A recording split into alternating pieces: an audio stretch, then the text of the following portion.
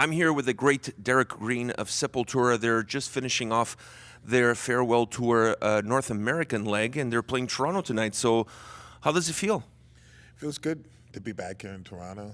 We played here so many times over the past. We have a great history here. I also lived pretty close to here back in the day, being from Cleveland, so spent a lot of time coming here and going to shows and checking out, the tourist stuff here. So it's a wonderful feeling to be back again. Last time you guys were in town, you were celebrating Quadra, which is one of the most successful records you guys have ever released. Now you're doing a farewell tour celebrating the 40 years of the band. Quite a change from one to the other. How do you wrap your head around that? I mean, it's inevitable, like bands are going to come to an end, and it's time for us. We felt that it was great timing, especially being on top and feeling that we've evolved in so many ways. And it just felt like there was perfect timing for us to do this bowing out, so to speak. And so I think it's great when you're able to have control over that instead of something bad or something very negative happening to a band and then you having to stop. I think when you have that control and you have that ability to stop when you want to, and also on a good, on a high note, then it's something that you can look back on and be very proud of. Yeah, in sports and life, not everybody knows how to call it quits. Sometimes you see guys going a little bit too far down the line, and instead of leaving perhaps at their prime, I don't think you could guys ask for a better record to call it a day with Quadra, and like I said, with the success it had. Right, and I mean at the same time, it's not like we're calling it stop with music and individually, we're going to be doing our own thing and staying very busy. So, it's like for now we have, things planned for 2026 to have that final show. We don't have a date marked or anything, but we have that timeline. So we're able to play all the places in the world that we really want to go back to and do that proper farewell. Is this really a farewell or just a see you later? It's definitely a farewell as far as I can see because, I don't know what the future holds. I don't think anybody does.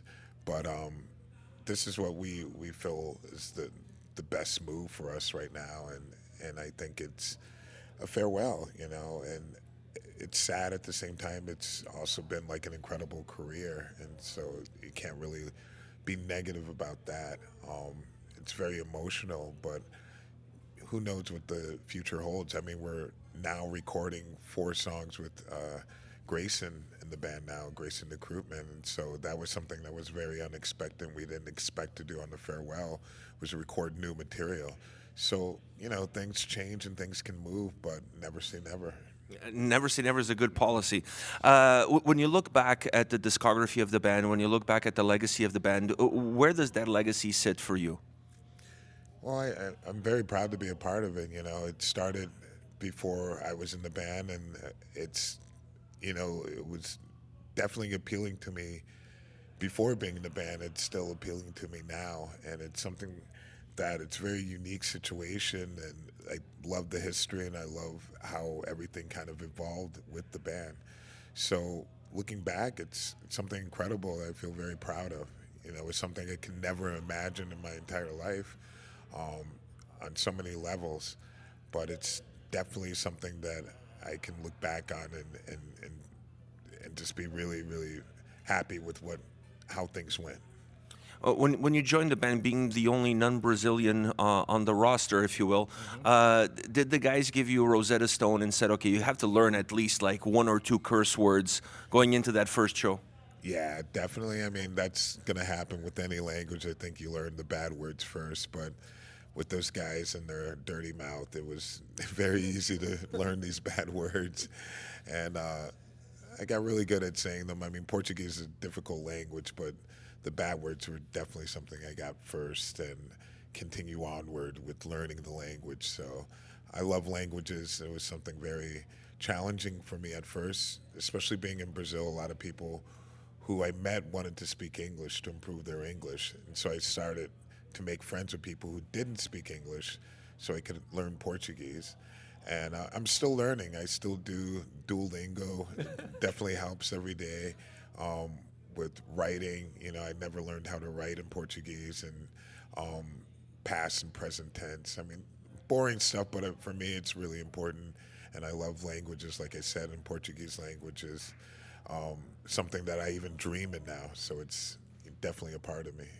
What are you going to miss the most about, from a creative standpoint, about getting into the studio, recording new records, making new music? Well, is there a specific thing you're going to really miss about working with these guys? Yeah, I mean, each person is their own individual, and so collaborating and coming together to do things is something that'll definitely be missed in the studio and on stage. You know, that collaboration, that energy that comes, that vibe from playing together is something that's unique and very special.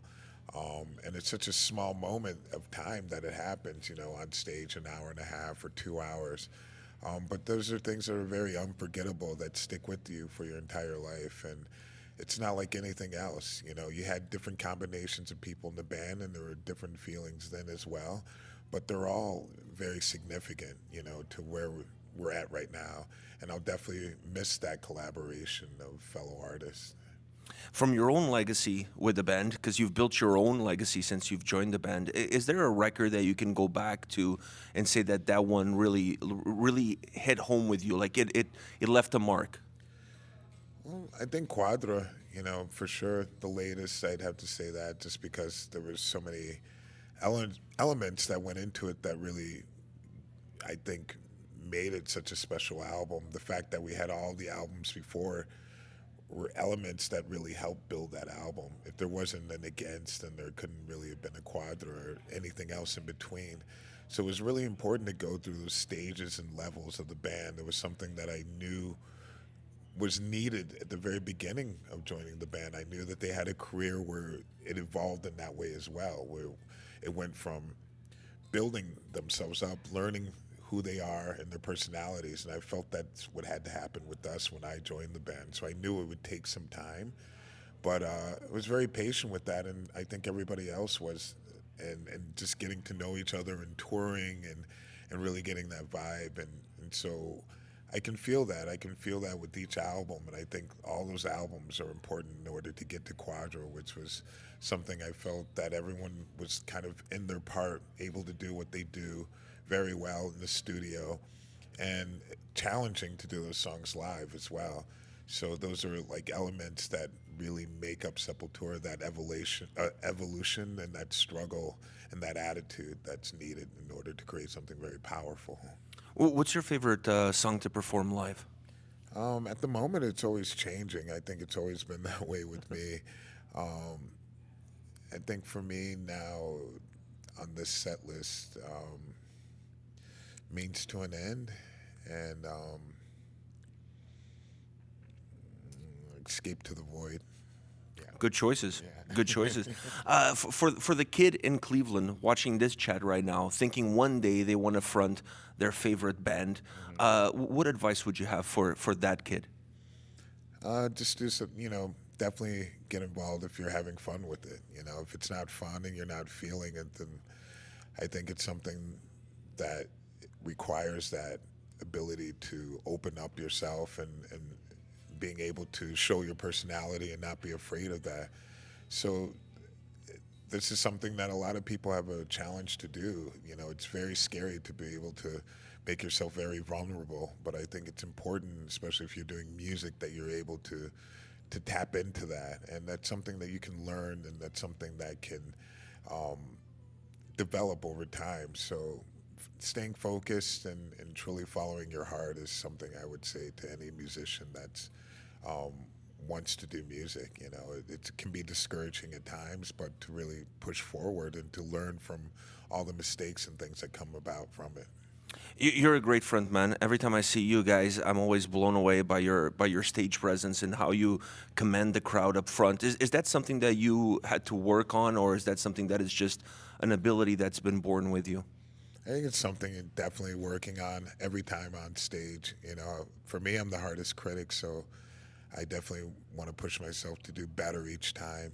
But the evolution of playing in hardcore, punk bands, metal, you know, and watching a lot of different bands that I admire, you know, I think those elements kind of make up everything that I'm doing now. So I just try to really keep the energy level up as much as possible, and that is a learning process all the time because each crowd is different every time you approach it, and each moment is different. You know, from playing. A lot of people say like, "Oh, don't you get tired of playing the same songs?"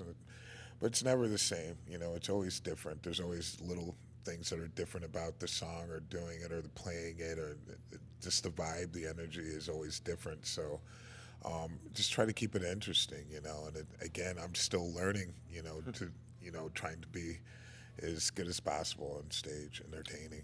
This is a very humble man over here, telling us that he's still learning. He's got a lot to teach, never mind about learning.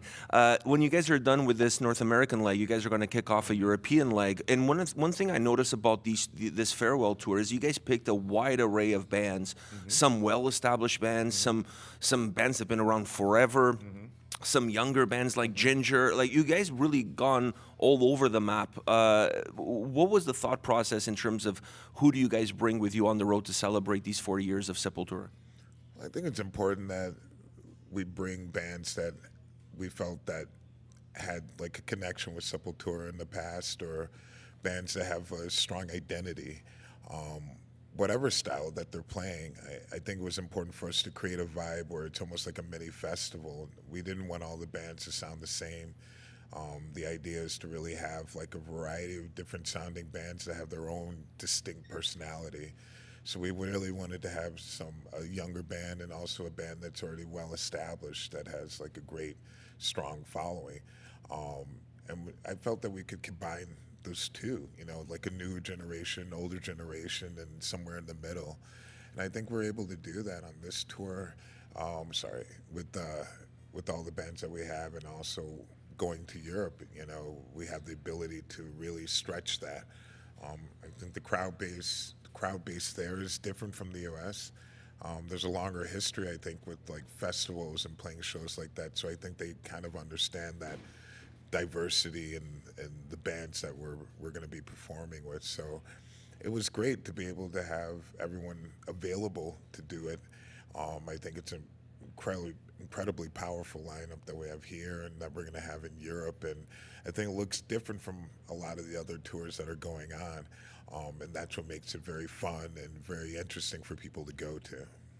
I have to ask you this question because I feel like you guys have reached that point. Back in the day, there was an Aussie Fest. Then obviously that went the way of the dodo bird. You guys, with the legacy that you have with 40 years of Sepultura, will we ever see a Sepultura Fest? Yeah, I don't see why not. I mean, there's definitely the possibility of doing something like that. Most likely in Brazil, I think, would be the greatest place to do it, or somewhere in South America, you know, or other places in South America.